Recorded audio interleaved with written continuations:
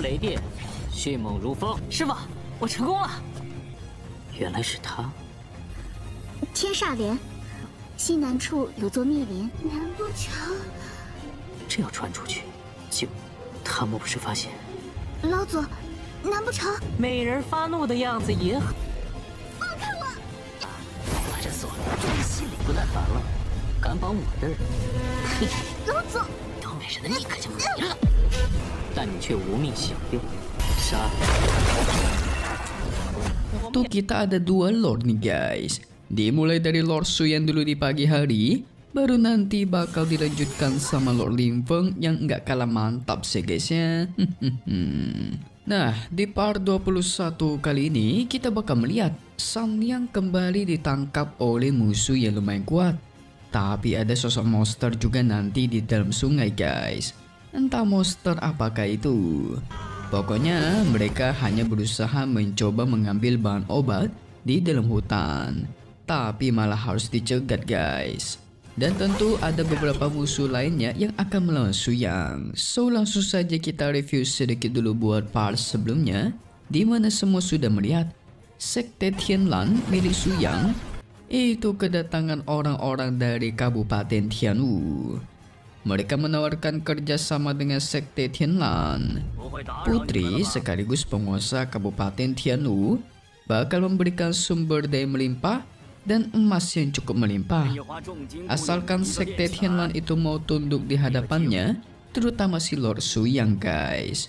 Sebenarnya itu sama saja dengan memanfaatkan kekuatan Suyang dan yang lainnya. Tentu mereka tidak terima dong. Seorang leluhur kok disuruh tunduk gitu kan? Apalagi demi menunjukkan kesetiaannya, Suyang disuruh meminum racun yang bakalan aktif dan harus setiap bulan mengambil penawarnya di hadapan Tuan Putri. Itu sama saja dengan nyawa kalian sudah di tangannya Tuan Putri guys. Pada akhirnya racun itu pun diperkuat dan dipaksa minum ke arah Yutian. Yutian yang sudah meminumnya pun hanya memiliki waktu 1 jam untuk hidup. Dan dia diberikan pesan oleh Suyang kalau sampai berani menyentuh Sekte Tianlannya lagi, bahkan Tuan Putri sekalipun gak bakal ragu dibantai oleh Suyang guys. Mantap. Sehingga mereka akhirnya diusir dari sana, sementara Suyang memperkuat murid-muridnya dengan pil buatannya guys. Dengan cepat para murid dari Sekte Tianlan mereka menerobos sana, mengejutkan masyarakat kota yang menyaksikannya. Dan akhirnya kita pun masuk ke intro ya guys ya. Murid gantian Ting Feng yang diajari langsung oleh Suyang. Dia disuruh mentransferkan kekuatan spiritual ke kekuatan penyimpanan Tantian. Proses pun dilakukan, serangan seperti kilat, gerakan seperti angin, dan tuer. Serangan Ting Feng itu bisa menghancurkan tembok dengan mudah. Mantaps, makin OP dah ini dah.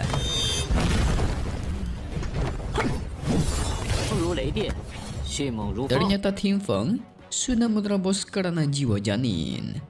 Biasanya dalam mencapai tahap pertama ranah jiwa janin itu membutuhkan waktu sampai 3 tahun gitu guys. Tapi di bawah ajarannya Suyang, si Ting Feng hanya membutuhkan 5 hari. Buset, itu cukup beda jauh ya, 3 tahun sama 5 hari guys. Mantap.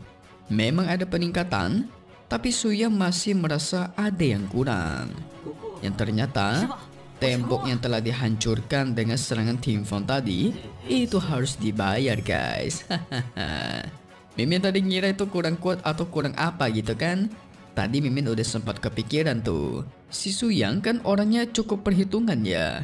Itu tembok sekte dihancurin sama Ting Feng apa nggak apa-apa ya kan. Bener aja ditagih sama uang kan. Kong yang datang juga merasa senang karena mendapatkan teknik beracunnya baru dan menerobos ranah. Semua itu karena Lord Suyang. Udah gitu Kong Yan mencapai ranah jiwa janin tahap pertama menengah, mau menerobos ke tahap kedua guys. Tentu Ting Feng merasa iri dong, kok ranahnya bisa kalah dan ingin tahu gimana caranya.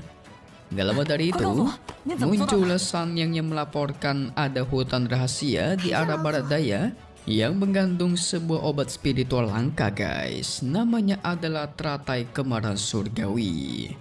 Sepertinya Suyang cukup mengetahui soal teratai surgawi ini.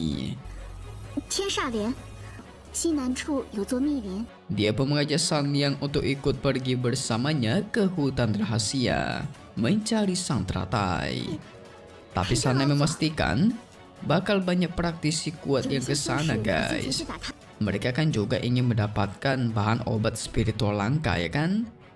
Sanyang cukup senang bisa menemani leluhurnya pergi bersama. 陪您去。 Walaupun dia sedikit ragu dengan kemampuannya sendiri. Namun tiba-tiba di tengah jalan Sanyang pun berhenti. Ternyata si Suyang itu salah arah guys. Suyang dalam hatinya jadi khawatir dong.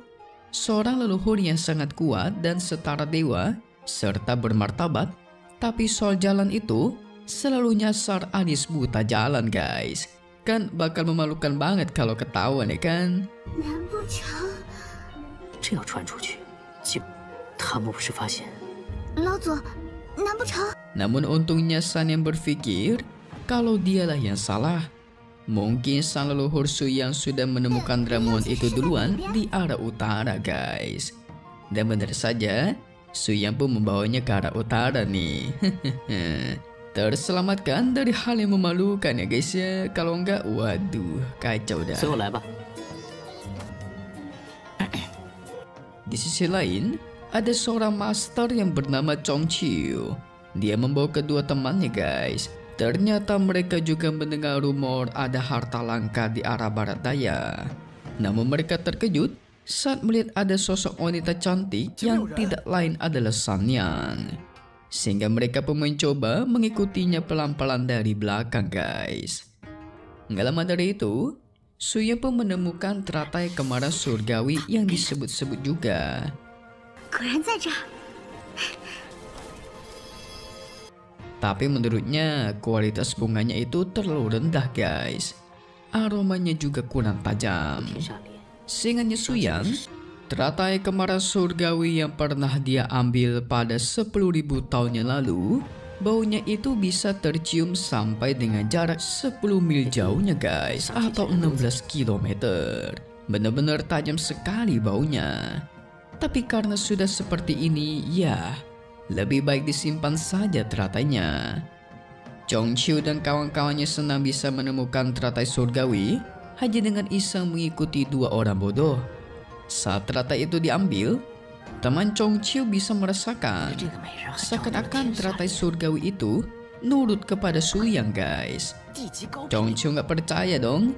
Mana mungkin seorang tapa murnian Qi itu bisa mendudukan obat mujarab tingkat tinggi kelas bumi ya kan? Sangat tidak mungkin. Dia tidak sabar ingin mengambilnya dari tangannya Suyang. Tapi kehadiran mereka pun disadari oleh Sanyang dan langsung diserang. Dua berhasil dilumpuhkan, sisa Chong Chiu seorang. Chong Chiu begitu percaya diri, ternyata dia sudah mencapai ranah setengah langkah Yuan Ying. Sementara Sanyang itu masih di ranah Cintan guys. Satu ranah di bawahnya nggak mungkin bisa mengalahkannya. Sehingga pertarungan pun terjadi. Sialnya perbedaan ranah membuat Sanyang dengan mudah ditangkap. Situasi semakin genting ketika Chong Chiu memiliki kemampuan penyerap kekuatan spiritual. Sehingga kekuatan Sanyang pun dicoba diserap guys. Suyang mencoba bertanya, apa kau sudah bosan hidup sampai-sampai menangkap orangku? 把这锁终于心里不耐烦了，敢绑我的人， Tapi Chong Chiu mengancam akan membantai Sanyang kalau semisal teratai surgawi itu tidak diserahkan. Lagi pula tapa murnian Qi itu bisa apa? Kata dia guys. Waduh, seh. Sanyang meminta Suyang agar tidak menyerahkannya. Tapi di satu sisi, Suyang menyadari kalau si kecil itu sudah bangun. Sehingga Suyang sengaja menyerahkan teratai itu, membuat Chong Chiu membuktikan kalau Suyang itu kata-katanya nggak bisa dipegang guys. Chong Chiu dengan otak busuknya ingin menggunakan tubuhnya Sanyang, bakal langsung di hadapannya Suyang. Buset, biar kedua orang ini semakin tersiksa gitu guys. Waduh. Tentu San yang tidak ingin dirinya terlihat disiksa di hadapan Su Yang seperti itu. Segera dia menggunakan kekuatan spiritual penghancuran diri, membuat Su Yang auto panik dan segera menghentikannya guys. Untung aja masih tepat waktu. Jadi guys, teknik yang digunakan oleh San yang tadi itu adalah teknik bunuh diri, yang dimana akan membuat dirinya meledak dan menghancurkan musuh yang ada di dekatnya gitu guys. Ini adalah bukti kesetiaan San Yang kepada Su Yang ya guys ya. Chongqi yang marah pun akan mengirimkan Su Yang ke neraka. Tapi tiba-tiba kondisi di sana berubah. Angin sepoi-sepoi seperti ada yang aneh dan tuar. Muncullah sang monster laba-laba hijau. Logika aja guys. Teratai surgawi itu kan harta tingkat tinggi. Mana mungkin nggak ada binatang iblis yang menjaganya gitu kan? Laba-laba itu pun langsung menangkap Chongqi. Segera Chongqi dijadikan makanan sama si laba-laba guys. Dan Su Yang pun pergi dari sana membawa teratai surgawi. Kalian pasti bertanya-tanya kan? Kenapa monsternya enggak nyerang Su Yang Min? Ya enggak berani lah. Justru Su Yang mengendalikan binatang iblis itu guys. Kalian bisa lihat di matanya tadi. Pas disuruh Su Yang juga, itu laba-laba langsung gerak dan mengincar Chongqi. Bukan mengincar dirinya guys ya. Kalaupun enggak dikendalikan oleh Su Yang, itu laba-laba juga enggak berani guys. Melihat dari auranya Su Yang aja udah takut kali ya enggak? Ya, lumayan lah Tonghua 1 ini. Walaupun durasinya cukup pendek, tapi setiap episodenya itu pasti ada aja aksi bertarungnya guys. Dan tentu ceritanya masih terus nyambung dan membuat kita enggak kesulitan mengikutinya. Karena menurut Mimin, Tonghua 1 ini ceritanya itu mudah dimengerti dan sangat mudah untuk dipahami guys. Ya oke lah, Tonghua 1 ini berantemnya juga aksinya itu nggak kaku gitu kan. Oh iya, kali ini nggak ada spoiler dulu ya guys, karena memang dari sananya nggak ditunjukkan. So selesai dulu untuk part 12 Lin Chi Shuanian 100 Houses of Refining Qi atau 100.000 tahun pemurnian Qi. Update lagi nanti untuk part-part selanjutnya.